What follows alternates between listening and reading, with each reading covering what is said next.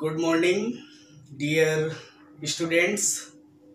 मैं Amit Dwivedi BBS inter college Shivkuti Prayagraj. बच्चों, पिछले वीडियो में हम चर्चा कर रहे थे डाइजेस्टिव ग्लैंड्स की, पाचक ग्रंथियों की। उस पाचक ग्रंथि में आपने लीवर के बारे में पढ़ा था पिछले वीडियो में, और वहां पर आपको बताया गया था कि मनुष्य के शरीर की जो सबसे बड़ी ग्रंथि होती है वो आपकी लीवर होती है।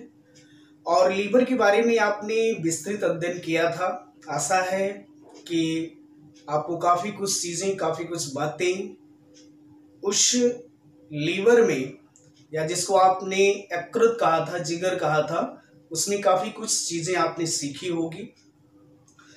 तो उसी टॉपिक को आगे बढ़ाते हुए नेक्स्ट जो आपकी डाइजेस्टिव ग्लैंड्स है उस पर हम चर्चा करते हैं।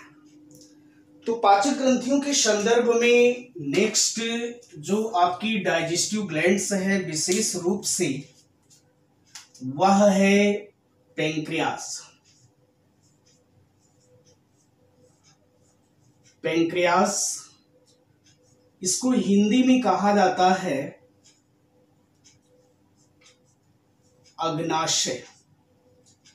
नेक्स्ट जो ग्लैंड्स आपकी है पाचक ग्रंथियों में वह आपकी है पैंक्रियाज, या जिसे आप अग्नाशय कहते हैं। इस अग्नाशय से बोर्ड एग्जाम में कई बार क्वेश्चन पुट अप हुए हैं। किस टाइप के क्वेश्चन पूछे गए हैं बोर्ड एग्जाम में, क्लास 10th के बोर्ड एग्जाम में? इससे संबंधित सबसे पहला जो क्वेश्चन आपका बनता है, क्वेश्चन पूछता है कि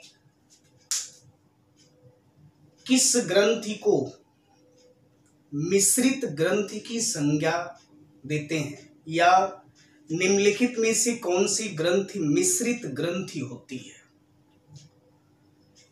तो अग्नाशय शरीर की एक प्रकार की मिश्रित ग्रंथि होती है। इसको मिश्रित ग्रंथि क्यों कहते हैं, ये भी कई बार क्वेश्चन बना है कि अग्नाशय को मिश्रित ग्रंथि क्यों कहा जाता है। तो शरीर की जो मिश्रित ग्रंथि है वो अग्नाशय है, और अग्नाशय को मिश्रित ग्रंथि क्यों कहते हैं, इसका रीजन है क्योंकि अग्नाशय के द्वारा एंजाइम और हार्मोन्स दोनों स्रावित होते हैं। यही कारण है कि अग्नाशय को मिश्रित ग्रंथि की संज्ञा दी जाती है। अग्नाशय के द्वारा एंजाइम और हार्मोन्स दोनों स्रावित होते हैं, इसलिए इसको मिश्रित ग्रंथि कहते हैं। इसमें तीसरा जो क्वेश्चन, जैसे पहला मैंने बताया कि निम्नलिखित में से कौन सी मिश्रित ग्रंथि है, और ये पहला क्वेश्चन पूछा गया बोर्ड एग्जाम में। दूसरा जो क्वेश्चन पूछा गया कि अग्नाशय को मिश्रित ग्रंथि क्यों कहते हैं, उसका भी रीजन मैंने आपको बता दिया। तीसरा जो इस टॉपिक का सबसे मोस्ट इंपॉर्टेंट क्वेश्चन है, जो बार बार बोर्ड एग्जाम में पूछा जाता है, कि अग्नाशयिक रस को पूर्ण पाचक रस क्यों कहते हैं? अग्नाशय के बहिस्रावी भाग द्वारा, अग्नाशय के दो भाग होते हैं, एक बहिस्रावी भाग होता है, और बहिस्रावी भाग लगभग 98% भाग होता है, और 2% भाग अंतःस्रावी भाग होता है। तो अग्नाशय का जो बहिस्रावी भाग है, इस बहिस्रावी भाग के द्वारा एंजाइम स्रावित होते हैं, या इसके बहिस्रावी भाग द्वारा अग्नाशयिक रस निकलता है, और उस अग्नाशयिक रस में भोजन के संपूर्ण अवयवों को पचाने वाले एंजाइम्स पाए जाते हैं। यही कारण है कि अग्नाशयिक रस को पूर्ण पाचक रस की क्या दी जाती है, संज्ञा दी जाती है। तो आइए यहां पर हम देखते हैं अग्नाशय के बारे में। तो अग्नाशय एक प्रकार की यहां पर आपने क्लियर किया कि कैसी ग्रंथि होती है। ये एक प्रकार की मिश्रित, या जिसको आप मिक्स्ड कहते हैं, मिश्रित ग्रंथि होती है। अग्नाशय एक प्रकार की मिश्रित ग्रंथि होती है। क्यों? क्योंकि इसके द्वारा एंजाइम और हार्मोन्स दोनों स्रावित होते हैं, इसलिए ये मिश्रित ग्रंथि होती है। अग्नाशय की जो लंबाई है यह लगभग 15 सेंटीमीटर होती है। ये 15 सेंटीमीटर लंबी होती है। इसकी जो लंबाई है वह 15 सेंटीमीटर होती है, प्लस यह हल्के गुलाबी रंग की, यह हल्के गुलाबी रंग की चपटी ग्रंथि होती है। हल्के गुलाबी रंग की होती है कलर में, और कैसी होती है? चपटी। हल्के गुलाबी रंग की चपटी ग्रंथि होती है।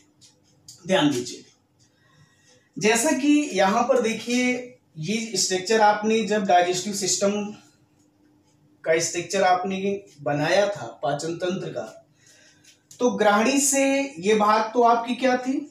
ये तो ग्राहणी थी, और इसी ग्राहणी से ऐसी रचना जुड़ी थी, चपटी रचना। और इसी चपटी रचना को आप क्या कहते हैं? अग्नाशय कहते हैं। क्या कहते हैं? अग्नाशय कहते हैं। और ये अग्नाशय का एक प्रकार से काट है, सेक्शन है, ठीक है। विशेष रूप से ये इसका अंतःस्रावी भाग है, ध्यान दीजिएगा। तो इस रचना से आप परिचित हैं। ये जो रचना है चपटी, इसको आप क्या कहते हैं? अग्नाशय कहते हैं। तो अग्नाशय विशेष रूप से इसके दो भाग होते हैं। अग्नाशय के दो भाग हैं। सबसे पहला भाग बहिस्रावी भाग, बहिस्रावी भाग, और दूसरा इसका क्या है? अंतःस्रावी भाग। ध्यान दीजिएगा, बहिस्रावी भाग और अंतःस्रावी भाग। अग्नाशय का जो बहिस्रावी भाग यानी जो परिधीय भाग होता है, इसका जो परिधीय भाग, इसका यानी अग्नाशय का जो परिधीय भाग है, ठीक है, वह बहिस्रावी भाग कहलाता है। और यह लगभग 98% होता है। यानी अग्नाशय का जो बहिस्रावी भाग है या जो परिधीय भाग है, वह लगभग कितना होता है? 98% भाग होता है। ये अंतःस्रावी यानी इसका जो केंद्रीय भाग है, ये परिधीय भाग हो गया विशेष रूप से, और ये क्या हो गया? केंद्रीय भाग। इसका जो केंद्रीय भाग है, इस केंद्रीय भाग को कहा जाता है अंतःस्रावी भाग। यहां से अंतःस्रावी भाग से एक बार क्वेश्चन बोर्ड एग्जाम में पूछा है कि अग्नाशय के अंतःस्रावी भाग को क्या कहते हैं। ध्यान दीजिए, अग्नाशय के अंतःस्रावी भाग को लैंगरहैंस की द्वीपिकाएं कहते हैं। लैंगरहैंस की द्वीपिकाएं कहते हैं, आइसलेट्स ऑफ लैंगरहैंस। लैंगरहैंस की क्या कहते हैं? द्वीपिकाएं कहते हैं। अग्नाशय के अंतःस्रावी भाग या इसका जो केंद्रीय भाग है, उस केंद्रीय भाग को कहा जाता है लैंगरहैंस की द्वीपिकाएं। तो ध्यान दीजिए बेटा, इसका जो परिधीय भाग है वह बहिस्रावी भाग होता है, और यह लगभग 98% भाग होता है। इसका केंद्रीय भाग केवल 2% होता है। कितना? 2% होता है। इसके बहिस्रावी भाग द्वारा, अग्नाशय के बहिस्रावी भाग द्वारा विशेष रूप से अग्नाशयिक रस निकलता है। अग्नाशयिक रस निकलता है, और इस अग्नाशयिक रस में भोजन के संपूर्ण अवयवों को पचाने वाले एंजाइम्स होते हैं। उस एंजाइम्स में विशेष रूप से जैसे आपका है ट्रिप्सिनोजन,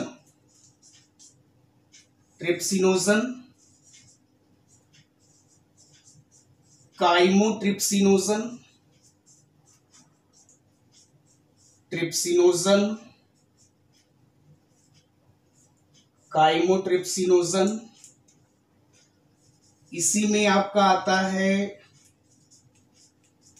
कार्बोक्सी पेप्टिडेज, इसी में आपका आता है एमाइलोप्सिन,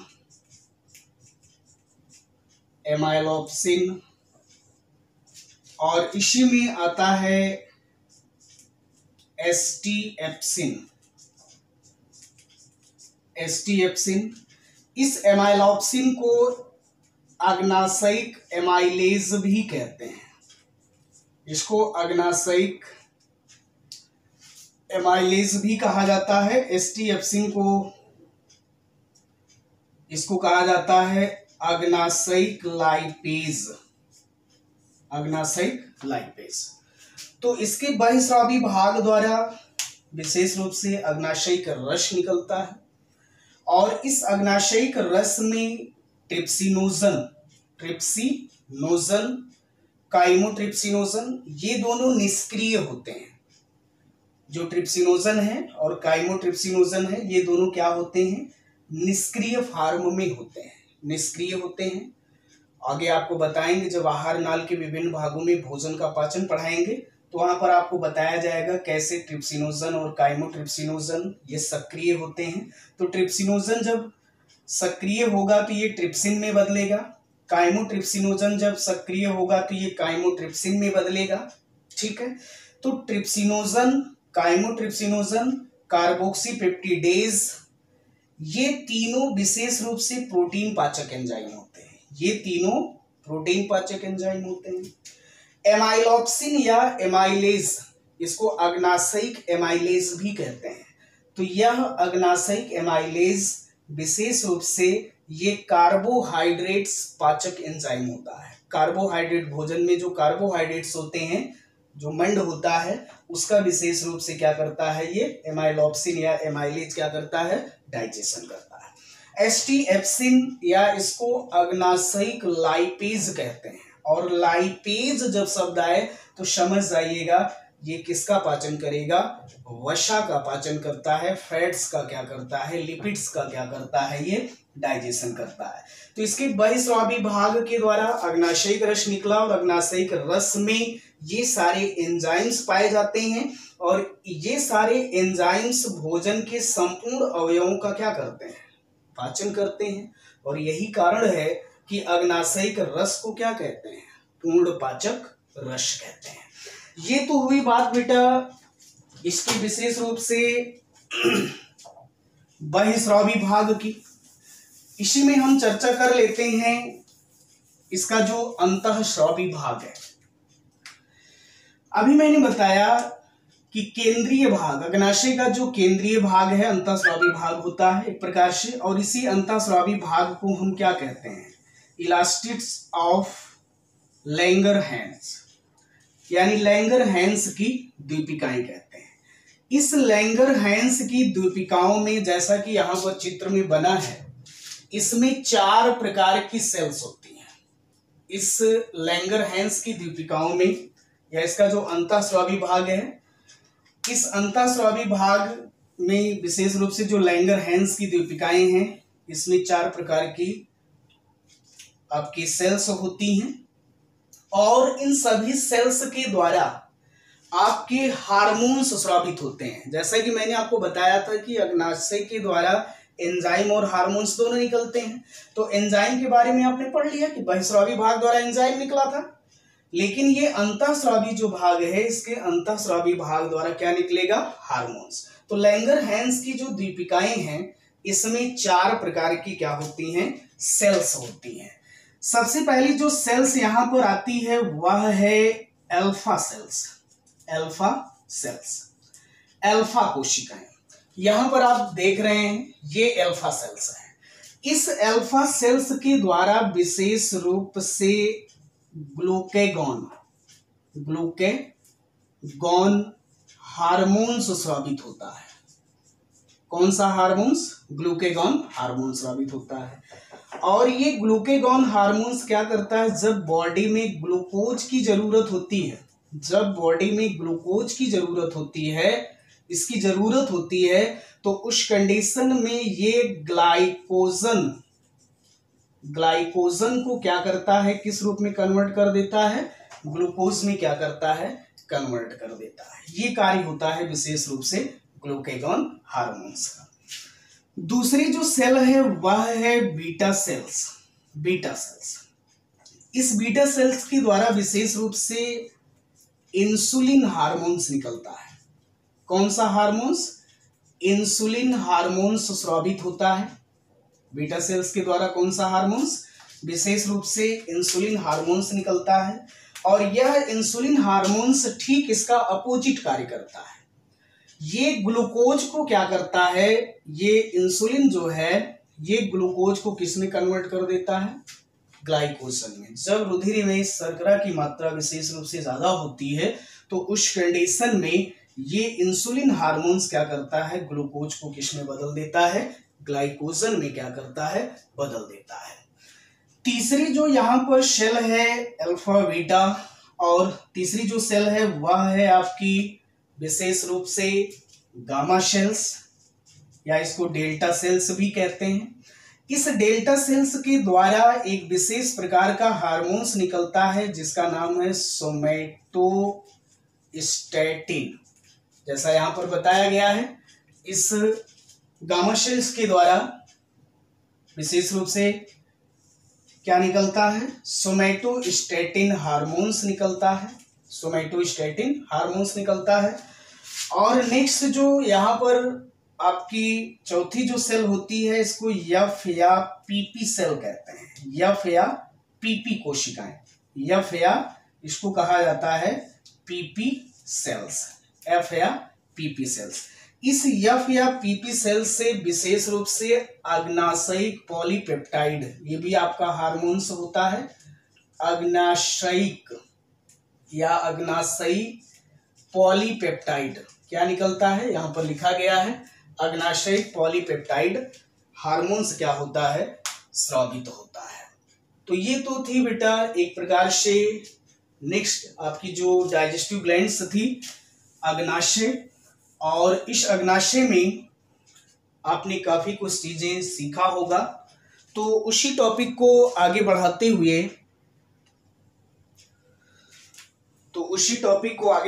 हुए नेक्स्ट जो आपका टॉपिक आता है वह है आहार नाल के विभिन्न भागों में भोजन का पाचन। आहार नाल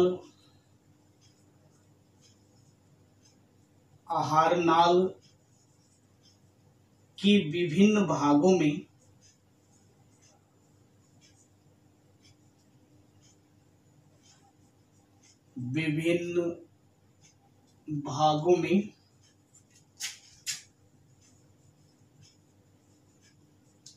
भोजन का पाचन। तो आहार नाल के विभिन्न भागों में भोजन का जो पाचन है कैसे होता है, तो बेटा भोजन का जो पाचन है वह विशेष रूप से दो प्रकार से होता है।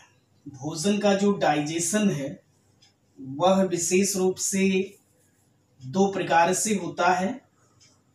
एक आपका होता है मैकेनिकल डाइजेशन,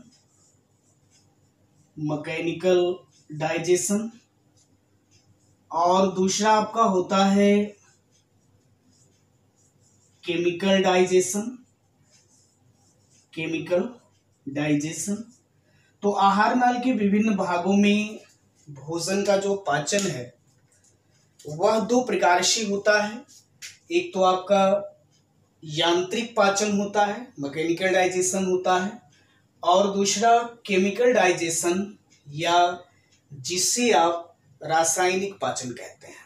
तो ध्यान दीजिएगा बेटा, मैकेनिकल जो डाइजेशन है, मुख में भोजन को चबाना, आमाशय में आमाशयिक गतियों के कारण भोजन की लुगदी बनना, और आहार नाल में क्रमकुंचन गतियां, ये विशेष रूप से आपकी मैकेनिकल डाइजेशन कहलाते हैं। फिर से सुनिए, जब आप भोजन को मुख में रखते हैं तो मुख में उस भोजन में, जैसे ही भोजन को आपने मुख में रखा, उसमें तुरंत लार मिल जाती है और लार क्या करती है, उस भोजन को तरल बना देती है। ठीक, प्लस जैसे ही भोजन तरल हुआ, वह जीभ के माध्यम से आपके दांत पर जाता है। दांत क्या करता है, उस भोजन के कण को या उस भोजन को क्या करता है, महीन करता है। तो यांत्रिक पाचन में यही है कि मुख में भोजन को चबाना, दांत क्या होते हैं, मुख में भोजन जो आता है उसको चबाते हैं, महीन करते हैं। आमाशय में भोजन गया तो आमाशय में आमाशयिक गतियों के कारण भोजन की लुगदी बन जाती है और आहार नाल की पेशियों में, आहार नाल में क्रमकुंचन जो गतियां होती हैं, इन सभी को हम सम्मिलित रूप में एक प्रकार से यांत्रिक पाचन या मैकेनिकल डाइजेशन कहते हैं। दूसरा यहां पर है केमिकल डाइजेशन, रासायनिक पाचन। इस पाचन में विभिन्न प्रकार के पाचक एंजाइम्स, जैसे मुख में लार है, लार में टाइलिन एंजाइम होता है, बहुत सारी एंजाइम से आप परिचित हैं। तो विभिन्न प्रकार के जो एंजाइम्स हैं वे सभी भोजन के अवयवों का पाचन करते हैं। तो जब एंजाइम्स के द्वारा भोजन का डाइजेशन होता है तो उसे आप विशेष रूप से क्या कहते हैं, केमिकल डाइजेशन या रासायनिक पाचन कहते हैं। आइए, तो यहां पर हम बता रहे थे बेटा कि आहार नाल के विभिन्न भागों में जो भोजन का डाइजेशन है वह आपका दो प्रकार से है, एक तो आपका केमिकल, एक तो मैकेनिकल, दूसरा केमिकल डाइजेशन होता है। जब आप भोजन को उठा करके मुख में रखते हैं तो भोजन की पचने की जो प्रक्रिया आपकी होती है वह मुख से स्टार्ट होती है। तो मुख गुहा में भोजन का पाचन, मुख गुहा में भोजन का पाचन, मुख गुहा में भोजन का पाचन। भोजन को उठा करके आप सबसे पहले कहाँ रखते हैं, मुख में रखते हैं। और मुख गुहा में भोजन का जो पाचन है वह मैकेनिकल और केमिकल यानी यांत्रिक और रासायनिक दोनों प्रकार का जो डाइजेशन है वो आपके मुख में होता है। यांत्रिक पाचन में क्या होता है, मैकेनिकल डाइजेशन में मुख में भोजन में लार मिल जाती है और जो दांत हैं वो भोजन के कणों को क्या करते हैं, महीन करते हैं। रासायनिक पाचन में क्या होता है, जब भोजन लार में मिली, जब भोजन आपका या लार भोजन में मिला और लार में क्या होता है, विशेष रूप से टाइलिन एंजाइम होता है और ये टाइलिन एंजाइम क्या करता है, भोजन की जो मंड है यानी 30% 30% जो स्टार्च है, जो कार्बोहाइड्रेट्स है, उसका पाचन आपके मुख में हो जाता है। तो लार में आपका टाइलिन एंजाइम होता है विशेष रूप से और यह टाइलिन एंजाइम क्या करता है, भोजन की मंड का पाचन करता है। ये क्या करता है, मंड प्लस जल, मंड प्लस जल यानी जो स्टार्च है, कौन एंजाइम, टाइलिन एंजाइम। ये टाइलिन एंजाइम क्या करता है, इस मंड को, मंड आपका पॉलीसैकेराइड होता है, जटिल कार्बोहाइड्रेट, ये क्या करता है, इसको माल्टोज शर्करा में बदल देता है। जो टाइलिन एंजाइम है ये मंड को किस में बदल देता है, विशेष रूप से ये माल्टोज शर्करा में क्या करता है, बदल देता है। तो इस प्रकार से आपकी मुख गुहा में दो प्रकार का पाचन हुआ, एक यांत्रिक पाचन और दूसरा रासायनिक। यांत्रिक पाचन में क्या हुआ, जो दांत हैं वो भोजन को महीन करते हैं और रासायनिक पाचन में क्या है, लार में जो टाइलिन एंजाइम होता है, ये टाइलिन एंजाइम 30% जो मंड है, स्टार्च है, वो आपके मुख में क्या होता है, डाइजेस्ट हो जाता है।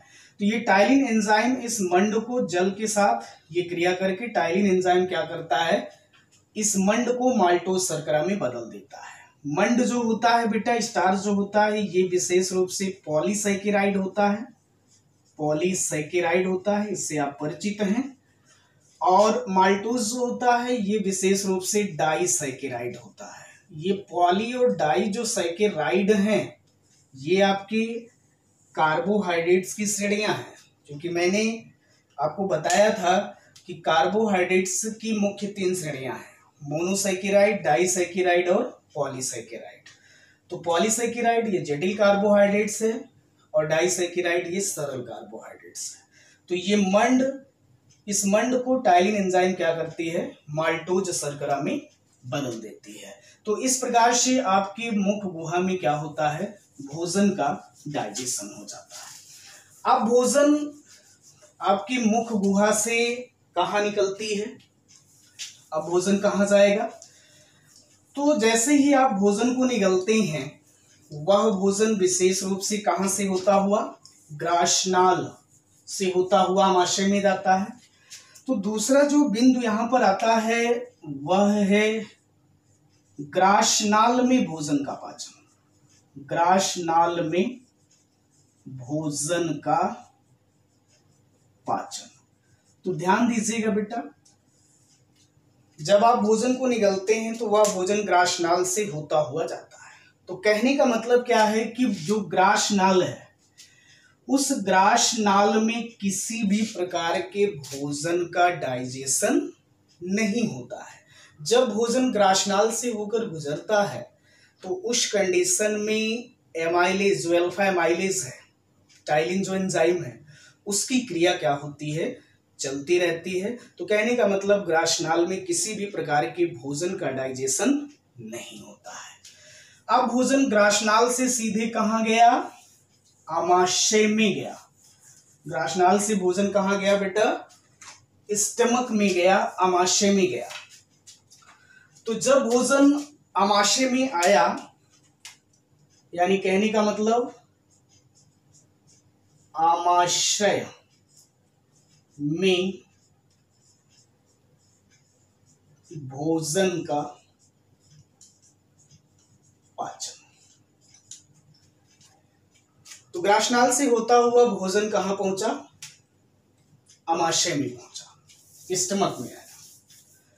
आप जानते हैं बेटा कि आमाशय में गैस्ट्रिक ग्लैंड्स होती हैं, आप पढ़ चुके हैं, गैस्ट्रिक ग्लैंड्स होती हैं और इस गैस्ट्रिक ग्लैंड्स से आपका जठर रस निकलता है, गैस्ट्रिक जूस स्रावित होता है और इस जठर रस में आप रेल है, मैंने आपको बताया था, आप रेल है, ये निकलता है, या जठर रस में ये आपके उपस्थित होते हैं। आ से अम्ल होता है, पा से पेप्सिन, रा से रेनिन और ला से लाइपेज। ध्यान दीजिएगा।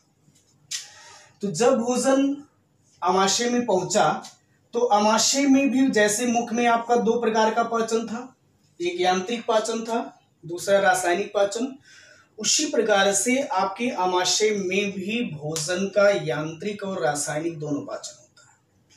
यांत्रिक पाचन में क्या होता है, आमाशयिक गतियों के कारण भोजन की क्या बन जाती है, लुगदी बन जाती है। आमाशयिक गतियों के कारण, क्योंकि आमाशय में आमाशयिक गतियां होती हैं और उस आमाशयिक गति में भोजन की क्या बन जाती है, लुगदी बन जाती है। तो ये एक प्रकार से आमाशय में मैकेनिकल डाइजेशन हुआ, यांत्रिक पाचन हुआ। और रासायनिक पाचन में जो जठर रस है, इस जठर रस में उपस्थित जो एंजाइम्स हैं वे भोजन के अवयवों का क्या करते हैं, विशेष रूप से डाइजेशन करते हैं। भोजन के अवयवों का क्या करते हैं बेटा, डाइजेशन करते हैं ये विशेष रूप से, ठीक है। तो जठर रस में आपका एक तो पेप्सिनोजन होता है, चूंकि जो पेप्सिन एंजाइम है ये निष्क्रिय फॉर्म में होता है, पेप्सिनोजन के रूप में होता है। दूसरा आपका प्रोरेनिन है, प्रोरेनिन, तीसरा आपका है जठर लाइपेज। ये एंजाइम्स निकलते हैं, प्लस आ से यहाँ पर अम्ल है। अम्ल भोजन को क्या करेगा, मैंने आपको बताया था, जो HCl है या जो क्यूरेटिक अम्ल है, ये भोजन को क्या करता है, अम्लीय माध्यम में बदलने का कार्य करता है। तो ये पेप्सिनोजन और प्रोरेनिन, ये दोनों प्रोटीन पाचक एंजाइम होते हैं। कैसे एंजाइम, प्रोटीन पाचक होते हैं। ये जठर लाइपेज जो होता है, ये वसा का पाचन करता है। कैसे करते हैं, ध्यान दीजिए। तो पेप्सिनोजन ये निष्क्रिय फॉर्म में है, प्रोरेनिन भी निष्क्रिय फॉर्म में है। ये दोनों क्या करते हैं, HCl से क्रिया करते हैं। पहली जो बात यहां पर है रासायनिक पाचन में, पेप्सिन, इसका जो स्राव है जठर रस में, वह किस रूप में होता है, पेप्सिनोजन के रूप में होता है। और ये पेप्सिनोजन क्या होता है, निष्क्रिय होता है। कैसा होता है, ये निष्क्रिय होता है। ठीक है, तो ये पेप्सिनोजन क्या करता है, HCl से क्रिया कर लेता है। इस HCl से क्रिया करके ये सक्रिय पेप्सिन में क्या होता है, बदल जाता है। क्योंकि पेप्सिन जो एंजाइम है, ये जठर रस में पेप्सिनोजन के रूप में होता है और ये निष्क्रिय होता है। ठीक है, और यह HCl से क्रिया करके सक्रिय पेप्सिन में क्या होता है, बदल जाता है। जब यह पेप्सिनोजन सक्रिय पेप्सिन में बदलता है, तो उस कंडीशन में ये भोजन की प्रोटीन का क्या करता है, पाचन करता है। तो कैसे करता है, ये पेप्सिन जो सक्रिय पेप्सिन है, ये भोजन की जो प्रोटीन है, कौन सा एंजाइम, पेप्सिन, ये क्या करेगा, प्रोटीन को पेप्टोन्स प्लस प्रोटीओजेज में क्या करता है, बदल देता है। जो पेप्सिन एंजाइम है, यह विशेष रूप से भोजन की जो प्रोटीन है उसको पेप्टोन्स प्लस प्रोटीओजेज में क्या करता है, बदल देता है। दूसरा यहां पर है आपका प्रोरेनिन। दूसरा आपका क्या है, प्रोरेनिन। ये रेनिन है, सक्रिय फॉर्म में है। तो रेनिन का जो स्राव है वह किस रूप में होता है, प्रोरेनिन। और ये प्रोरेनिन कैसा है, विशेष रूप से निष्क्रिय है। ये प्रोरेनिन क्या करता है, HCl के H+ से क्रिया करके ये सक्रिय रेनिन में क्या होता है, बदल जाता है। ये क्या करता है, प्रोरेनिन HCl के H+ से क्रिया करके सक्रिय रेनिन में क्या करता है, बदल जाता है। ध्यान दीजिए, ये जो सक्रिय रेनिन है, ये सक्रिय रेनिन विशेष रूप से जो केसीन है, दूध का पाचन, दूध, ध्यान दीजिए, ये सक्रिय जो रेनिन है, ये दूध का, क्योंकि इसका स्राव केवल विशेष रूप से बच्चों में होता है, दूध प्लस Ca प्लस कौन सा एंजाइम, रेनिन। ये क्या करती है, दूध को दही में बदली। दूध में बेटा विशेष रूप से केसीन प्रोटीन होती है, केसीन प्रोटीन होती है। और दही में जो है कैल्शियम पैराकेसिनेट।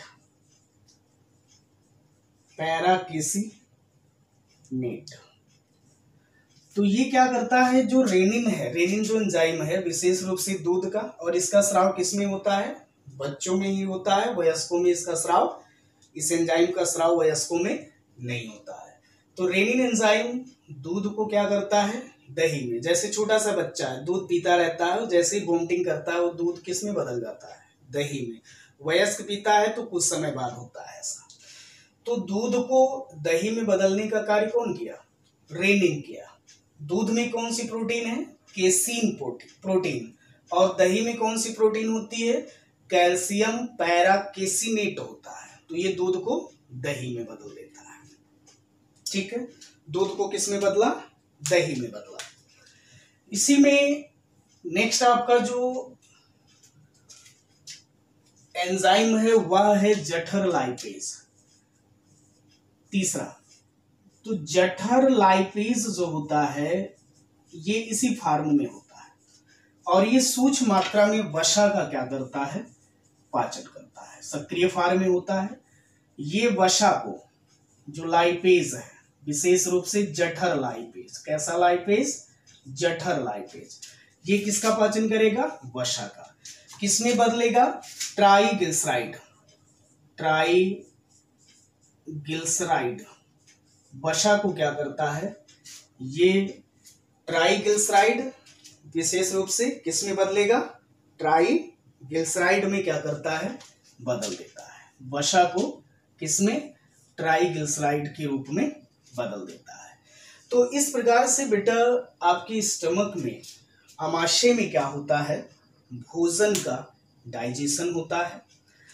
इसके बाद भोजन 3 से 4 घंटे बाद, 3 से 4 घंटे बाद भोजन आमाशय से